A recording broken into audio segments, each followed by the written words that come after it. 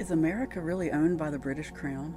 Most people think the big story right now is the tariffs on China. But what if I told you that's just surface level distraction? Because no matter who's in power, there's a deeper system behind the scenes that never changes. We're not really fighting other nations. We're not even fighting each other. As it says in Scripture, we wrestle not against flesh and blood, but against principalities and powers. So let me ask you something. Is America really free, or have we been owned all along by the British Crown? What is the British Crown? Most people think the Crown just means the royal family, but in legal terms, the Crown refers to a corporation, a legal entity known as the Crown Corporation, based in the city of London, which is not part of London proper, just like Washington, D.C. isn't part of any U.S. state. The Crown is not the same as the British Parliament or even the UK government. It operates as an independent, sovereign city-state, just like Vatican City and Washington, D.C. Before I go further, this is a crazy theory for entertainment purposes only. There's no way any of this is possibly true. These three independent entities form what some call the unholy trinity of global control. 1. City of London, finance. 2. Vatican City, religion. 3. Washington, D.C., military. Let's talk about the 1783 Treaty of Paris, the backdoor deal. After the American Revolutionary War, the Treaty of Paris, 1783, ended the conflict, but here's what most people don't know. The treaty was signed between King George III and the United States. In the treaty, King George is referred to as the Prince of the United States. The U.S. agreed to repay debts to British creditors, and those debts never fully ended. Key point: the Revolutionary War didn't actually sever financial ties. It changed the appearance of sovereignty, but the debt remained. And with debt comes control. And now let's discuss the Act of 1871, the corporate United States. Here's where it gets real.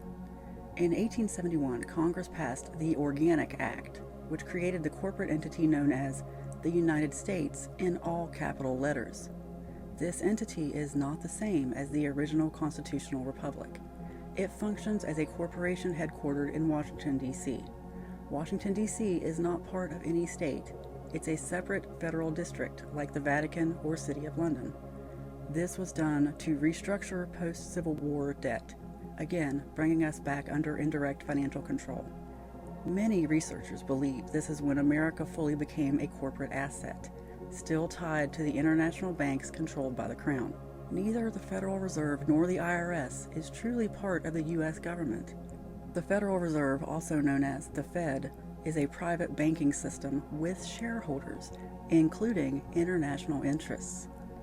The IRS was formed shortly after the Fed and funnels payments not just to the U.S. Treasury, but toward foreign banks, including Crown-controlled institutions. So when people say, you pay taxes to the Crown, they're not entirely wrong. It's indirect, but there is a financial chain that leads back to London. The all-caps name, the United States of America, is corporate code under UCC law. U.S. passports say the bearer is a citizen of the United States, not of a sovereign state. This is why courtrooms use admiralty law, also known as maritime law, not constitutional law.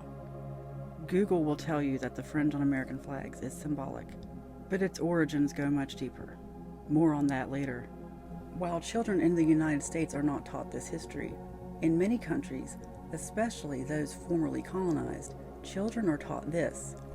The United States broke away, but still functions under the British economic umbrella. The Crown maintains influence via law, finance, and international institutions like the IMF, World Bank, BIS.